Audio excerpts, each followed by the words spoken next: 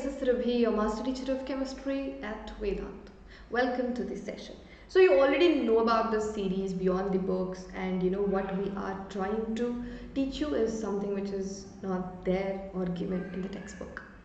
So what we thought was, even though we wanted to focus on the chemistry part, so in this situation which we are in, it is very important to know the meaning or the working of certain things.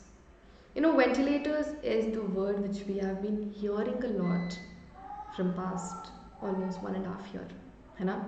COVID-19. So it is very important for each and every one of us to understand how this works. Because as I keep telling, not all the inventions or discoveries were planned. Most of them were an accident. They wanted to just do something and then they just invented this or discovered this. So maybe one of our students, maybe or most of you, a few of you, when you understand the working mechanism of ventilator, maybe you can also come up with something which can help to save lives.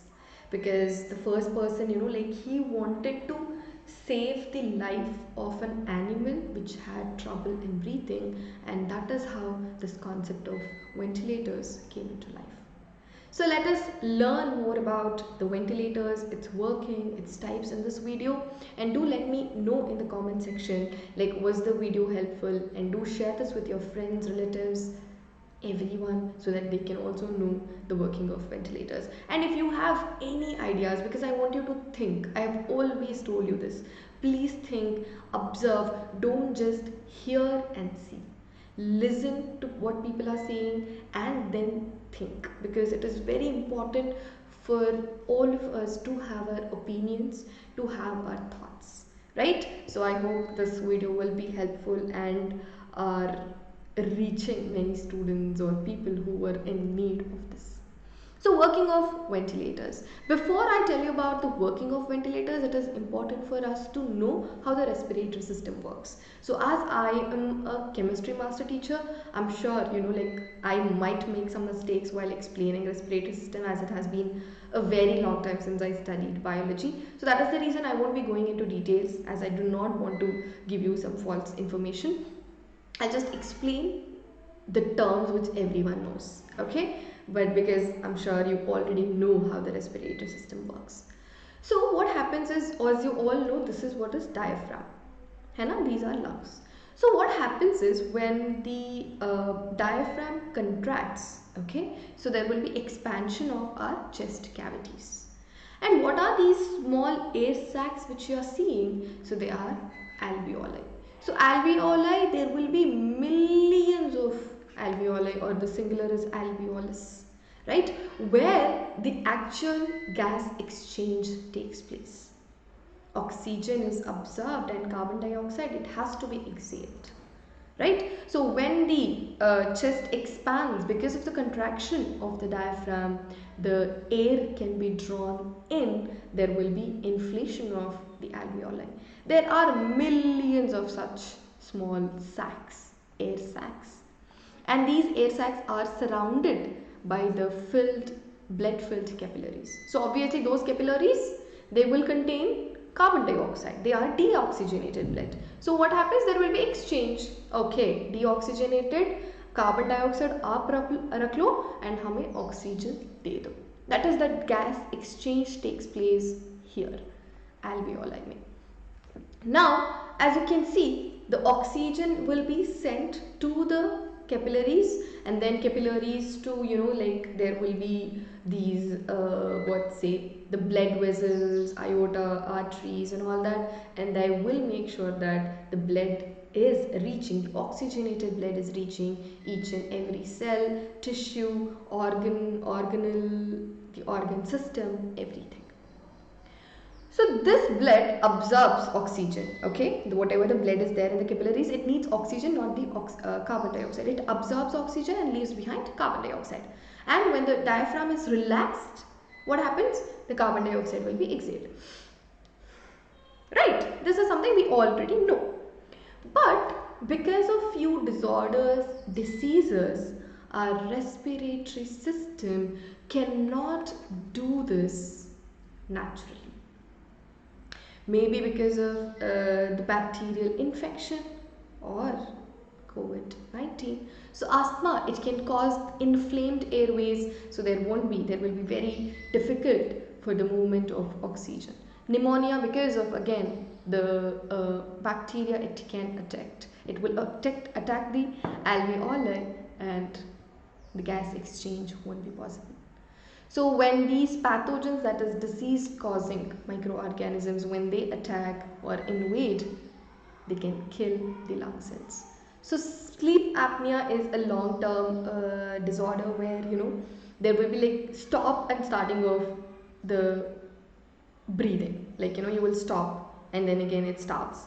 So maybe what happens is, if you are like, even though you are snoring, even after sleeping for a good amount of time, if you are waking up feeling tired, then please be careful, please just check, observe. Okay, so pneumonia I have already told. So now, as our body is not able to breathe in, supply oxygen and exhale carbon dioxide on its own, we are in need of ventilators. So what does this mechanical ventilators do? Is they get oxygen into the body when the respiratory system fails to. You can see this ventilator unit, right? So there are two pipes. Okay, oxygen andar ja raha hai and carbon dioxide is getting out of the body. So they deliver highly oxygenated air in lungs, diffuse more oxygen. Can you see this? Oxygen is entering the blood capillaries and carbon dioxide out. This should happen naturally. That is how our respiratory system works. But when it fails to, then mechanical ventilators does the same job. So you have two types mechanical ventilators with positive pressure ventilation and negative pressure ventilation. So as you can see, negative pressure ventilation where the entire body has been, it has to be closed. Okay, so there should not be opening, so that there will be decrease in pressure. So negative pressure ventilation, how it works is, so it is basically trying to mimic the function of the respiratory muscles, so that it can allow breathing through normal physiological mechanisms. So it applies subatmospheric pressure outside of the chest to inflate the lungs. Okay, so when there is negative pressure, so obviously it allows the passive exhalation. So because as we are creating the negative pressure outside, there will be expansion of the lungs and the oxygen can flow into the body. So negative pressure ventilation is a mechanical ventilation in which negative pressure is generated on the outside of the chest and it is transmitted to the interior to expand the lungs so that the oxygen can flow in.